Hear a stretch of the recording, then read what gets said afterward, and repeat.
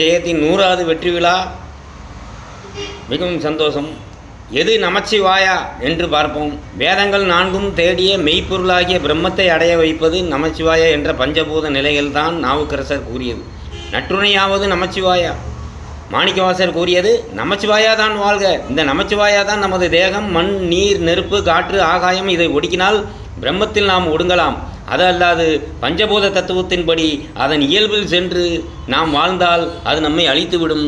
மண் ஆசையை விட நா ஒடுங்கும், பெண் ஆசையை விட மா ஒடுங்கும், கோபம் பொறாமையை விட சி ஒடுங்கும், காற்று வசப்பட வா ஒடுங்கும், ஆகாயத்தில் லயம்பெற யா ஒடுங்கும், பிரம்மத்தில் ஒடுங்கும். இந்த 5ம் ஒடுங்கினால் நமக்கு பிரம்மநிலை எய்தும். அதை வெடித்து நமச்சிவாயா நமச்சிவாயா என்று காகம் போல் கரைந்து கொண்டு இருப்பதால் ஒன்றும் பயனில்லை. இந்த 5ம் தான் உன்னை பிரம்மமாக்குவதும், இந்த 5ம் தான் உன்னை சமாதி ஆக்குவதும். நல்வழி செல்வதற்கும் இந்த 5 பேர் தான் துணை. உன்னை பாடும் குழியில் தள்ளுவதற்கும் இந்த 5 பேர் தான். இந்த 5 பேர்களின் லீலையில்தான் மயங்குவது இந்த தேகம். 5 பேர்களும் சுகத்தை தருவார்கள் என்று நம்பி ஏமாறாதே.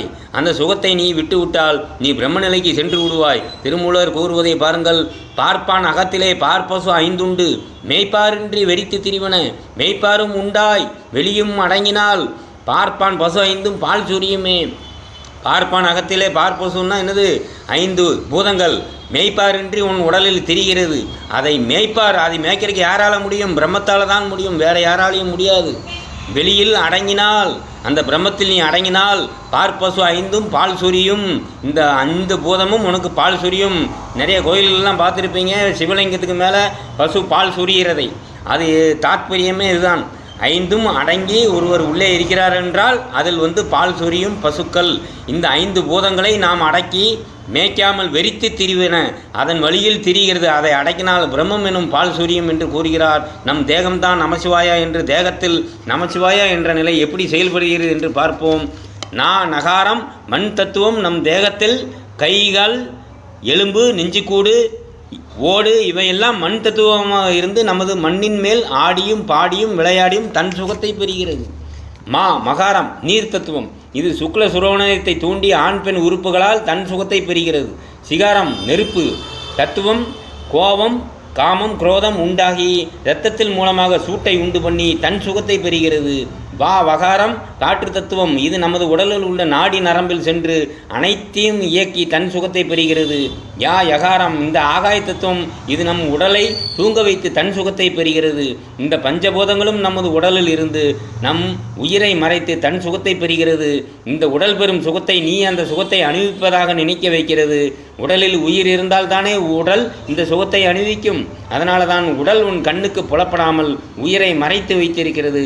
உயிர் போய்விட்டால் உடல் இந்த சுகத்தை அனுபவிக்க முடியாது. அதனால தான் சூரியன் மேகத்தை மறைத்தது போல் உயிரையும் உடல் மறைத்து வைத்து கொண்டு தான் மட்டும் சுகம் பெறுகிறது. அந்த சுகத்தை நீ அனுபவிப்பதாக உன்னை மயங்க வைக்கிறது. உண்மையில் உயிர்தான் நாம் எனும் எண்ணம் உனக்குள் வராத வரை இந்த உடல் உயிரை காட்டாது.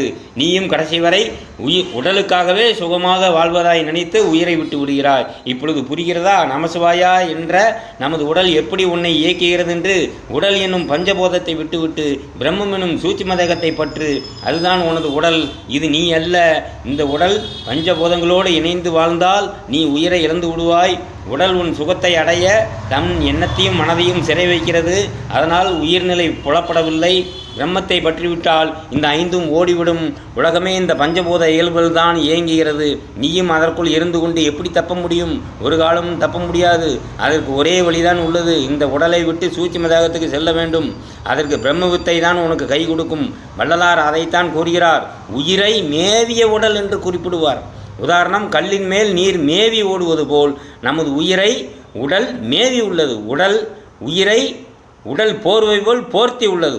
உயிர் உடலுக்குள் புகாது. உயிர் பொருளை வைத்தே உடல் தன்னை வளர்த்தி கொள்கிறது. தாவரங்களைப் போல, விதை மரமாவது போல 1000 காகம் சூழ்ந்தாலும் ஒரு கல்லெறிய அனைத்தும் பறந்து போவது போல் இந்த ஒரு புத்தகத்தை படித்து அதன்படி நடந்தால் 1000 துன்பங்கள் இருந்தாலும் பறந்து போய்விடும். இது திண்ணம். மனம் எண்ணம் எதிரி அல்ல. மனதையும் எண்ணதையும் தன் கட்டுப்பாட்டுக்குள் வைத்து கொண்டு உன்னை ஆட்டு வைக்கும் உடல்தான் உன் எதிரி. பிரம்பை கொண்டு குரங்கை அடக்குவது போல் பிரம்மத்தை கொண்டு பஞ்சபோதத்தை அடக்க வேண்டும். பஞ்சபூதம் பிரம்மத்தை தவிர வேறு எதற்கும் கட்டுப்படாது. பொய்மையை கை கொண்டு உண்மையாகிய தன்னை அழித்து விடுகிறான். விவேக சூடாமணியில் கூறுகிறார், பொய்யாகிய உடலை தான் என்று நினைத்து தான் உண்மையான சுரூபமாகிய உயிரை இல்லை தான் உயிர் இல்லை என்பதை அறியாமல் தன்னையே அழித்துக் கொள்கிறான் என்று ஆதிசங்கரர் கூறுகிறார். உடலைத்தான் என்று நம்பி உயிரை விட்டு விடுகிறான் என்று ஆதிசங்கரர் கூறுகிறார். வழிபாட்டு தலங்களில் எழுதி வைத்திருப்பார்கள், சூரியன் வழிபட்டு பாவம் நீங்க பெற்ற ஸ்தலம், யமன் வழிபட்டு பாவம் நீங்க பெற்ற ஸ்தலம், கேது வழிபட்டு பாவம் நீங்க பெற்ற சிவஸ்தலம் என்று. இவர்கள் சிவலிங்கத்தை வழிபடவில்லை, சிவமாக உள்ள பிரம்மத்தை தவம் மூலியமாக இணைந்து பாவம் சாபம் நீங்க பெற்றார்கள். பிரம்மத்தோடு இணைந்தால் மட்டுமே சாபம் பாவம் நீங்க பெறும்.